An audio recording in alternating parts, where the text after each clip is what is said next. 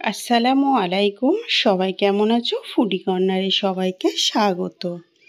আজকে আরও একটা নতুন রেসিপি নিয়ে তোমাদের সামনে হাজির হলাম। রোজ রোজ কিন্তু মাছ মাংস আমাদের খেতে ভালো লাগে না, আর বাড়িতেও কিন্তু রোজ রোজ মাছ মাংস থাকে না।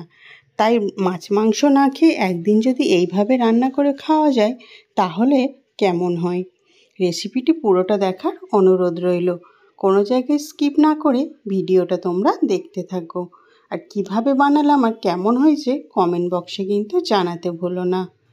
মাত্র দুটো একটা রেসিপি উপকরণ দিয়ে এত সুন্দর একটা রেসিপি বানানো যায়, না দেখলে বিশ্বাস হবে না।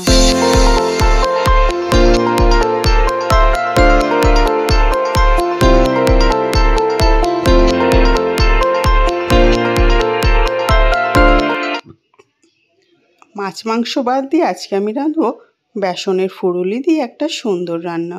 তার জন্য নিয়ে নিলাম পরিমাণ মতো বেগুন। আলুকে এইভাবে কেটে ধুয়ে পরিষ্কার করে নিয়েছি। আর লাগবে পেঁয়াজ, আদা কুচি আর রসুন কুচি। এই তিনটে জিনিসকে মিক্সিতে একটা সুন্দর পেস্ট বানিয়ে নেব।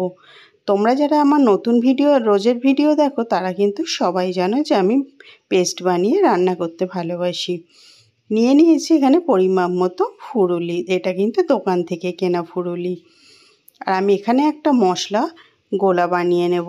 আমরা সব সময় রান্নাতে গোটা মশলা বা এরকম চামচ দিয়ে মশলা ঢেলে থাকি। আর এই মশলাকে যদি সামান্য জল দিয়ে গুলে একটা সুন্দর ব্যাটার বানিয়ে তরকারিতে দেওয়া যায় না, তাহলে কিন্তু তরকারির কালারটাও যেমন সুন্দর আসে আর টেস্টটাও কিন্তু একটু অন্যরকম হয়ে যায়। কড়াতে এবার সামান্য তেল দিয়ে দেব। আমি আমার রান্না যারা প্রতিনিয়ত দেখো তারা কিন্তু সবাই জানো যে আমি কম তেলে রান্না করতে বেশি ভালোবাসি। দিয়ে দিলাম ফোড়নে দুটো তেজপাতা আর কিছুটা পরিমাণ দিয়ে দিলাম 5 ফোড়ন। ফোড়নের জন্য এই দুটো দিলেই যথেষ্ট।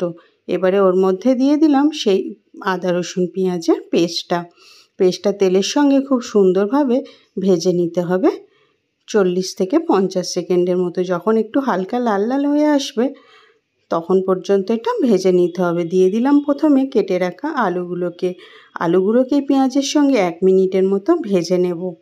1 মিনিটের মতো প্রথমে ভাজা হয়ে গেলে এর মধ্যে দিয়ে দেব বেগুনগুলো আগে দিলাম না, যাতে বেগুনগুলো তাড়াতাড়ি সিদ্ধ হয়ে যাবে বলে। এরপরেও বেগুনটা দিয়ে আমি পেঁয়াজের সঙ্গে তেলের সঙ্গে 1-1.5 মিনিট ভেজে নেব। একটু সময় নিয়ে ভাজলে বা একটু সময় নিয়ে কষালে রান্নার স্বাদটা কিন্তু অনেক গুণে বাড়িয়ে দেয়। এরপরে দিয়ে দিলাম সেই জলে গুলে রাখা মশলার পেস্টটা। আর কিন্তু এখানে আর অন্য কোনো মশলা অ্যাড করব না। এতে করে কিন্তু তরকারির কালারটাও যেমন সুন্দর আসে আর রান্নার স্বাদটাও কিন্তু অনেক গুণে বাড়িয়ে দেয়। এই রকম নিরামিষি রেসিপি একটা যদি বাড়িতে ট্রাই করতে পারো তাহলে কিন্তু সবাই খেতে পছন্দ করবে। আর এই রেসিপিটি গরম ভাতের সঙ্গে খেতে কিন্তু খুবই ভালো লাগে। দেখো শুকনো শুকনো করে কিন্তু মশলাটা সুন্দরভাবে কষানো হয়ে গেছে।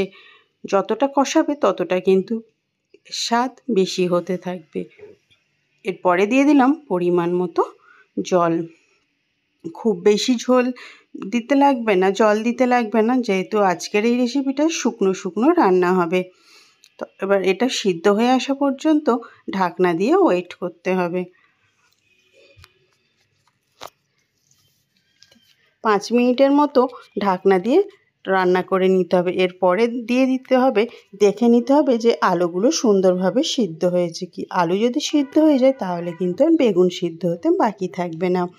এরপরে দিয়ে দেবো সে একে একে কেটে রাখা ফুরুলি দিয়ে এই রেসিপিটা আমার কাছে কিন্তু খেতে দারুণ লেগেছে। তোমরাও যদি বানাতে চাও তাহলে কিন্তু ভিডিওটা দেখে বাড়িতে অবশ্যই একবার বানিয়ে দেখতে পারো। আর খেতে কেমন হয়েছে তা কিন্তু কমেন্ট বক্সে জানাতে ভুলো না।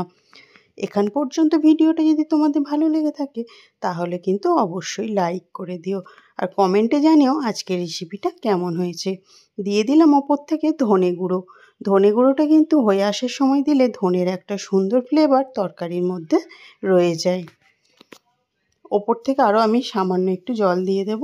দিয়ে এটাকে ঢাকনা দিয়ে আরও 2 থেকে 3 মিনিট রান্না করে নিলেই আজকের রেসিপিটা মোটামুটি রেডি হয়ে যাবে। খুব বেশি সময়ও লাগবে না আর অনেক কিছু উপকরণও লাগবে না। দেখো তরকারিটা কিন্তু রান্নাটা কিন্তু শুকনো শুকনো হয়ে গেছে, মানে রান্নাটা পারফেক্ট হয়ে গেছে, আর কিন্তু বেশি সময় লাগবে না। এবারে এটাকে নামিয়ে নেওয়ার পালা। আর এই রেসিপিটা বাড়িতে অবশ্যই একবার ট্রাই করে দেখতে পারো। নিরামিষের দিনে মাছ মাংস যদি বাড়িতে না থাকে, এরকম যদি একটা শুকনো শুকনো তরকারি গরম ভাতের সঙ্গে খাওয়া যায়, তাহলে কিন্তু সবাই পছন্দ করবে। আর ফুরুলির এই রেসিপিটা আমার কাছে অনেক স্বাদের লেগেছে, তোমরা কিন্তু বাড়িতে বানিয়ে দেখতে পারো।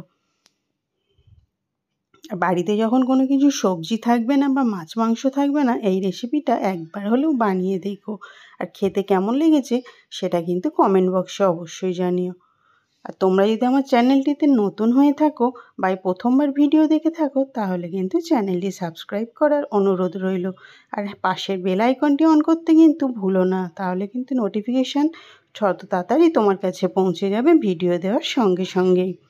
আজকের রেসিপিটা বন্ধু কেমন লেগেছে তা তোমরা অবশ্যই বলো। এরকম নতুন নতুন যদি তোমরা ভিডিও পেতে চাও, তাহলে কিন্তু প্রতিনিয়ত আমার চ্যানেলটাকে ফলো করতে হবে। আল্লাহ হাফেজ।